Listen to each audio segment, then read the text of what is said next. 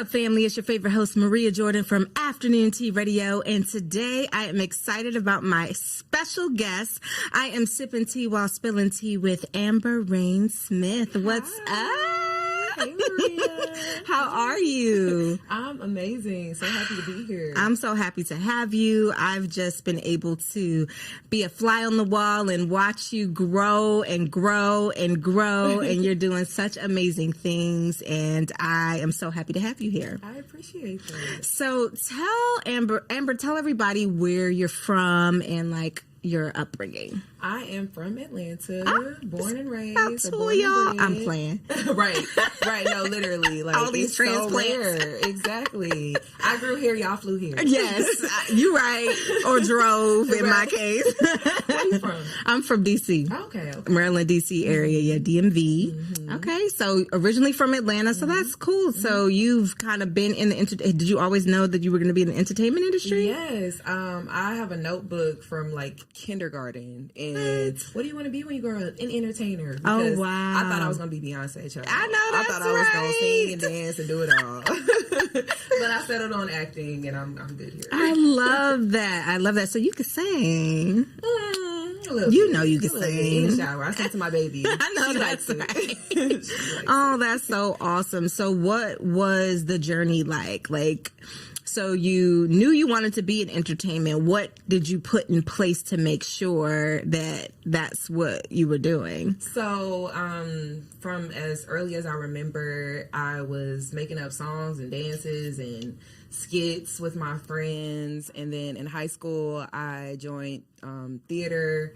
And then I took theater in college as well. Oh, wow. And I stayed in Atlanta. I went to Georgia State. Okay. Because I wanted to model. I really thought I was going to be a Victoria's Secret angel. I know, that's right. At my 5'7" little self. Listen. But, so I said, I'm going to stay in Atlanta because I feel like I would have more opportunity here versus like going to like Georgia Southern or something like that. So from there, it kind of just was the natural progression into acting. Like I started building my network at Georgia State, and kind of just was the next thing. It was the next step. I think when you know, right? So when you know what you're going to be doing, and like I feel like I was one of those kids, I knew what I wanted to do. So it was odd for me when people didn't know. So I thought everyone kind of knew what they wanted, and so you were just moving in that direction. But I learned that everyone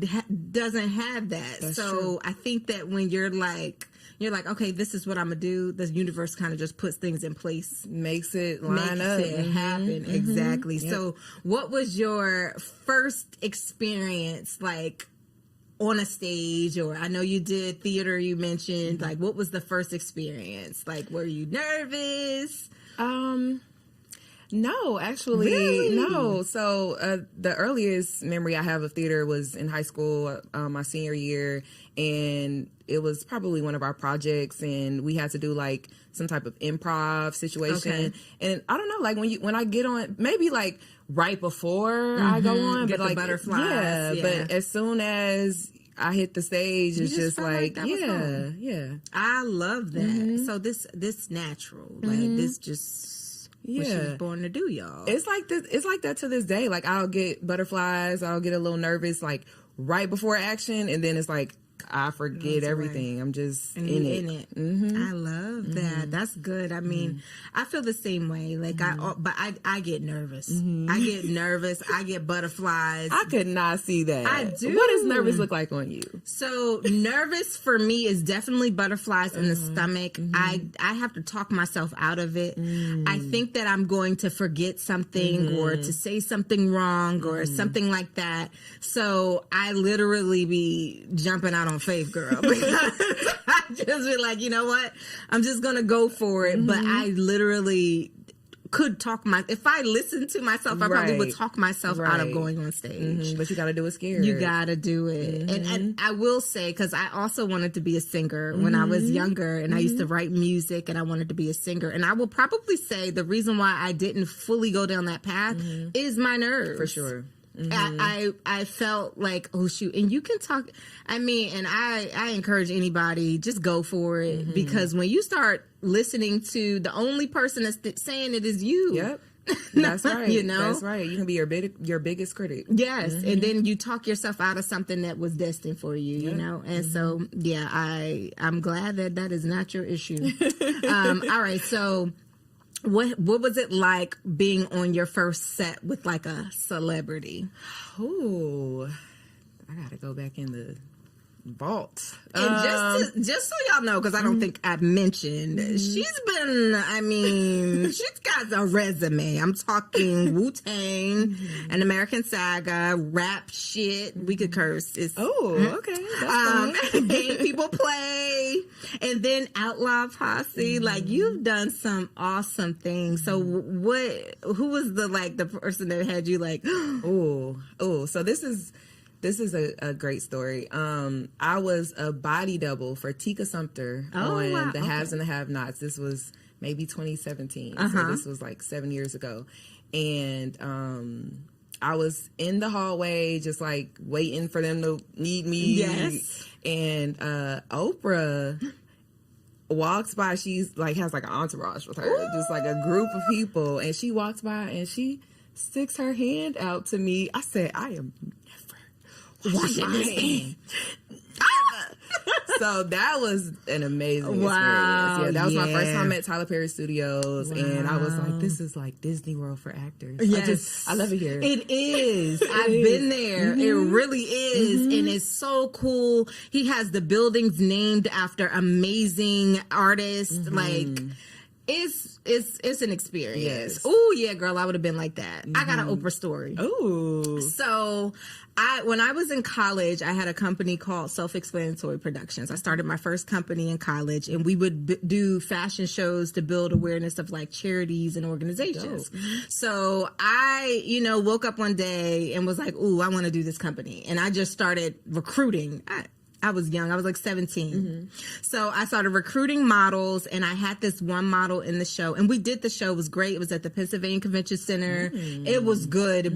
I would go. I was fearless back then. I feel like you're fearless before kids. Then you start questioning everything. But I went and I got designers involved. Wow. I got about 30 models. I was walking up to people on the street like, hey, I was in Philly. So between Philly and New York, we would go up, take the Chinese bus up to New York, and I'd be looking for models. That's like, what's up, girl? You cute. You wanna be in my show? And let me discover you. Yes. I can't pay you. I ain't got no money, but girl, we could get in this together. So we did the show. The show was great. After the show, I'm at home in Maryland, and I get a phone call from Oprah's whole team. What? And they're like, hey, so we know that you've worked with one of the models. We know that you've worked with such and such. We were trying to see if you could help us with getting her on the show, as if I was her manager or something. Now, mind you, I had not spoke to the child. I don't know. I was like, but you know what it did? It was just a phone call. But what that did was let me know that I'm not far away. Like, I'm a phone call away. Yep. I could get a phone call from anybody's team at any time. And it just made things seem so obtainable to me. Because it was like, wow, unintentionally, and usually my biggest blessing, something that was inspiring for me. So stuff like that is never intentional. It just randomly happens. And I was like, you know what? It's obtainable. For sure. I'm about to be the next Oprah. For sure. There's no such thing as coincidence. Yeah. And you were in alignment. I love that. Hoped one day to be able to tell her that story. Like, girl, you was calling me for somebody else. You should have been calling for me. Which used to be me and you. So you ain't pretend to be her manager? I should have. But I ain't built like that. I was like, I'm sorry. Who do I need to give the information to? I'll try to do some research for y'all. But yeah, it was pretty cool. That's cool. So, I love that. Yeah. All right. So Oprah, hey girl. Hey, Oprah. We love you over here. Call me. So when you did Outlaw Posse, were you like Whoopi Goldberg was in that, right? Oh my God, Whoopi! Hey Whoopi! Hey Whoopi! And then you had Mario Van Peebles in there. So what was that like? Because you were like you were a main character in this movie. Yeah. Child. Superstar. Okay. Outlaw Posse was so much fun. It looked like fun. First of all, it's a Western. I know. Everyone loves a Western. Yes. We filmed it in Montana, which was gorgeous. I didn't know that. So beautiful there. I was able to ride horses. I fell in love with horses there. I had only been on a horse once when I was like 10. So, of course, I lied on my resume a little bit. Well, yeah, of course. Yeah, I got this. I ride horses every day. Hey, get into where you fit in. Right. So, but working with Mario was a blessing. He's a legend. He wrote, directed, produced, starred in the movie, but he's just such a kind person. So, that experience of working with him, and then of course the greats that you mentioned, Whoopi Goldberg, Cedric the Entertainer, John Carroll Lynch, Edward James Olmos, so many people. It was phenomenal. I loved it. It was a dream come true. Wow. And how did you get in position to even be considered for that? I love this story. Wow. Thank you for asking that. So you mentioned Wu-Tang. So funny thing about Wu-Tang, I have been auditioning for Wu-Tang since season 1. Wow. Okay. And so I think season 2 I auditioned, and Mario was directing the episode that I auditioned for. Okay. I didn't book it. So I was just in Mississippi doing like a short film one day, and my agent called and was like, "Hey, Mario Van Peebles is calling, asking for you to read for this movie." And I'm like, okay. So that's how the whole process started. He saw my audition from Wu-Tang, and so that's why I love to, like, because I mentor actors as well, and I love to tell them, you know, when you're doing these auditions, you're not necessarily auditioning for that role. You're auditioning for that room. So you never know who's going to see that audition. Oh, that's good. Do it every time. Kill it every time. And you know what? It's a common denominator. I have interviewed so many actors and singers and entertainers, and it's all the same story. Like, you just never know who's watching you. You never know who is observing what you're doing, and you just keep showing up, and then all of a sudden the opportunity will show up as long as you stay consistent, and that's insane. So you read for the part, and then so it was between for those of you who've seen the film, it was between the role of Melindy, who plays Mario's daughter-in-law, or Queenie, who I ended up booking. And no shade to Melindy, but Queenie is so fun. Yes. So I'm really happy that I booked that one. I love that. Yes. That's a story, and that's how it happens. I really hope that encourages everyone to just keep doing it. You just never know who watch. I literally said on another show, I've been doing radio first and then podcasting, and I just love interviewing people. I've hosted events. I just like I like perspectives and people. I just love that. You're great at it. You have great energy. Thank you so much. And I got a call from Red Table Talk Live just without someone on her party heard something I was doing and felt like, okay, she could facilitate. She could help us do some interviews, it just happens that way. So dope. It is. It's just the way that it happens, and so stay consistent, y'all. Like, I know it's so easy to get discouraged. You know, it's so easy to feel like it's not showing up. It's not happening for you. Like, even what you were saying, you started just standing in for people and doing whatever it takes and auditioning. The fact that you mentioned that you had to audition for a whole season before you two whole seasons, but you kept auditioning. What kept you auditioning? Like, what was it that keeps you like, you know what, let me go back for this? That doesn't stop anything. Let me just keep going.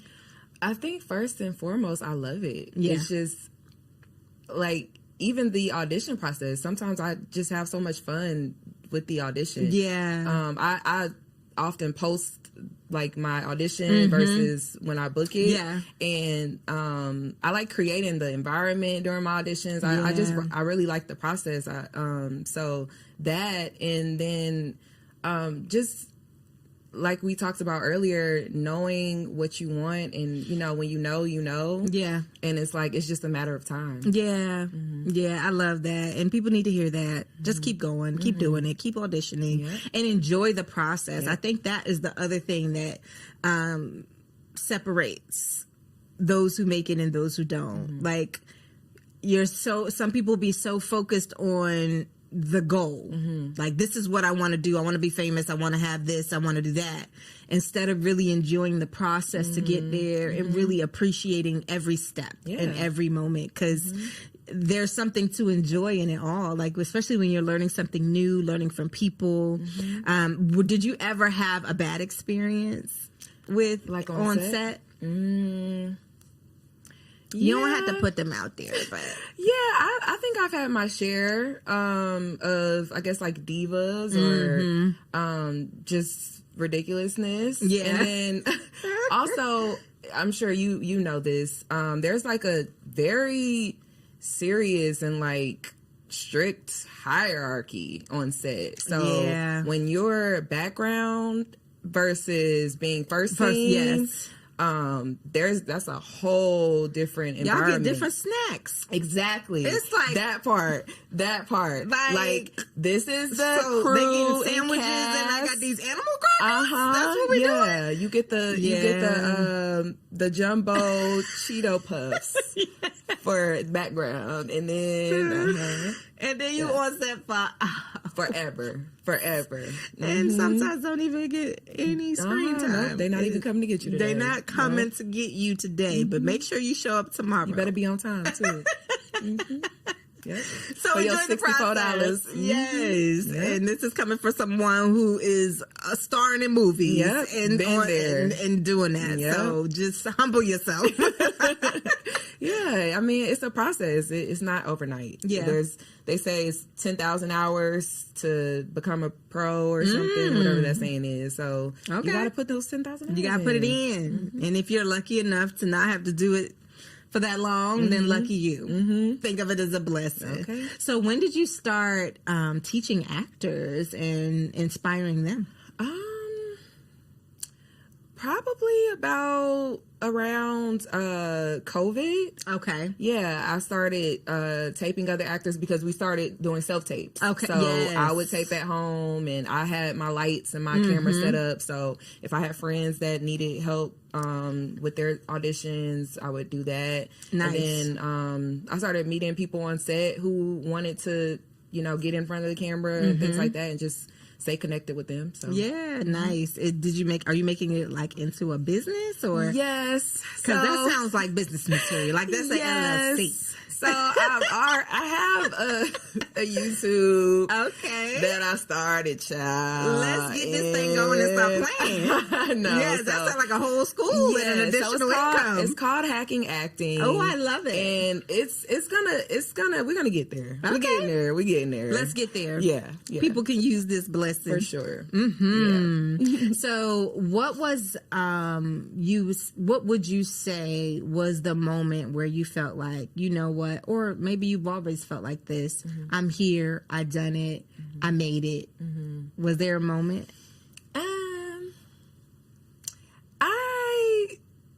Maybe this is just, I don't know. I don't know if it's me being ungrateful. I don't know. I don't feel like I've made it yet.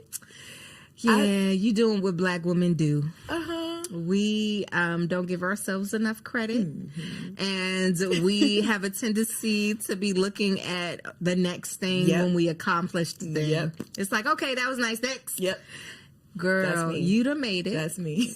You done made it. Oh, you in a whole new series coming up. Yes. You have made it, and you and I think it's kind of like a positive and a negative the way we are. It's like we don't give ourselves enough credit, but it keeps us humble. Exactly. It keeps us humble.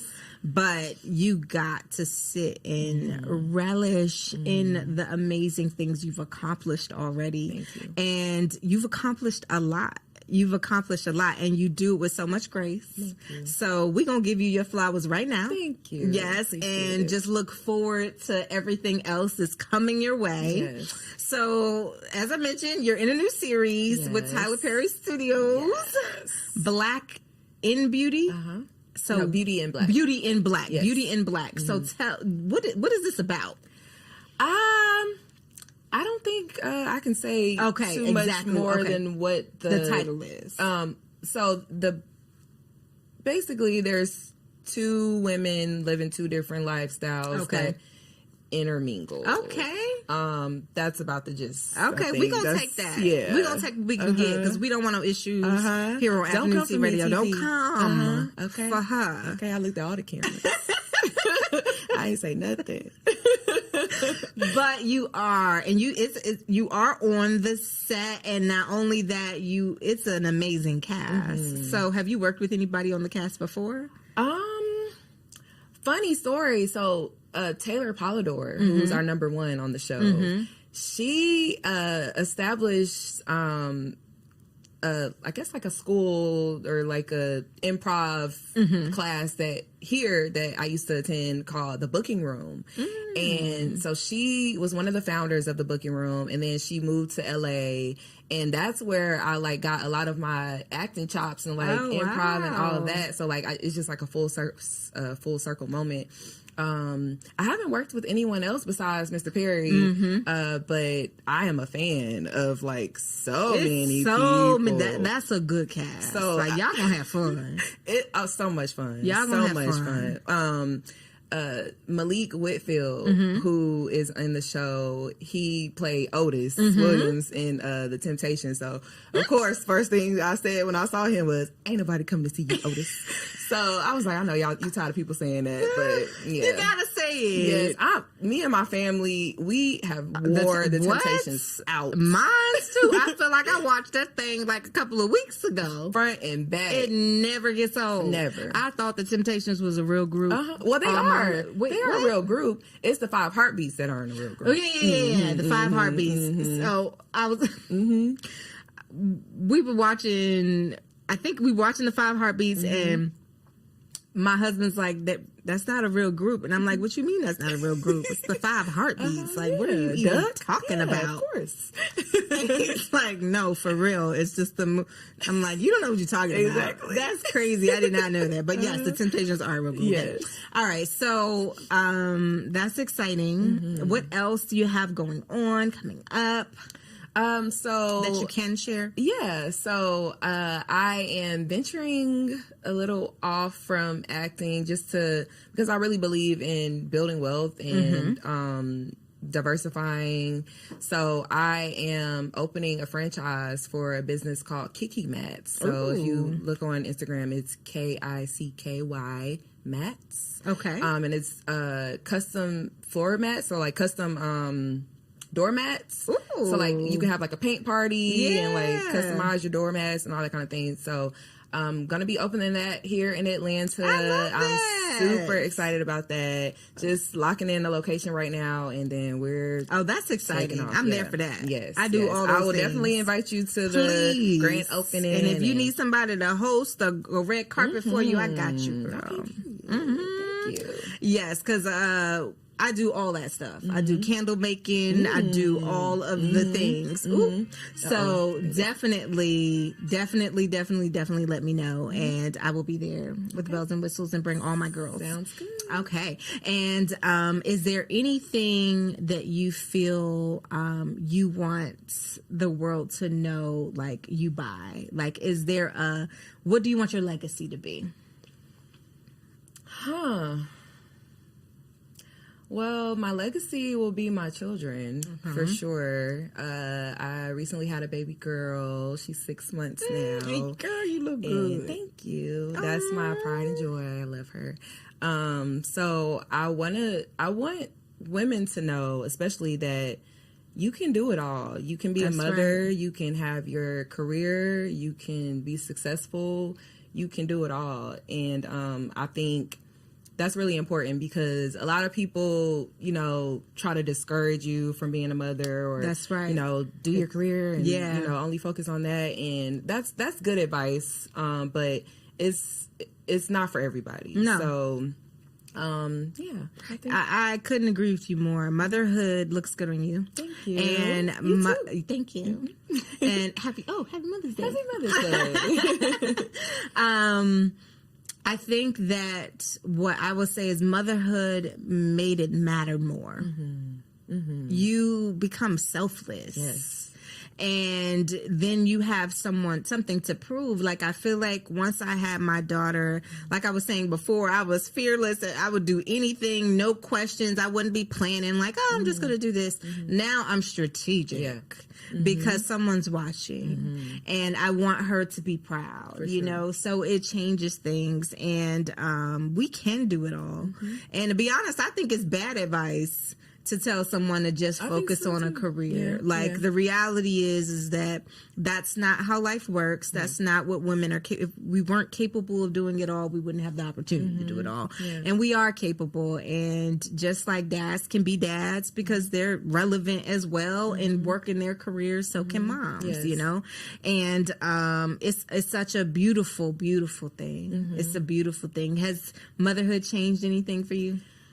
A lot of everything. Yeah, actually everything. Yeah.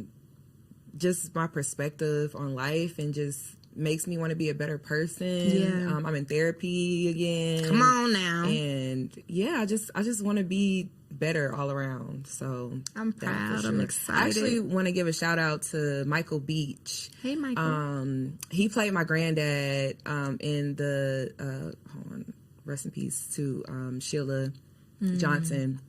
He played my granddad in the movie about her life. And I was pregnant at the time in the movie. Wow. And he told me, you know, family is the most important thing. That's right. Don't worry about your career, you know, family first always. So. And it's so true. Because the reality is what's yours is yours already. You know, God put you in place. For and all that's gonna come, whether it come today, tomorrow, whatever is coming, and you've already known. You told me since kindergarten when you was making, you know, you've already known. So all of these, just focusing on family, it just falls into place, and you have this support, and you have this love, and you have this thing that's just so much bigger. And then when you can have that outside of the noise.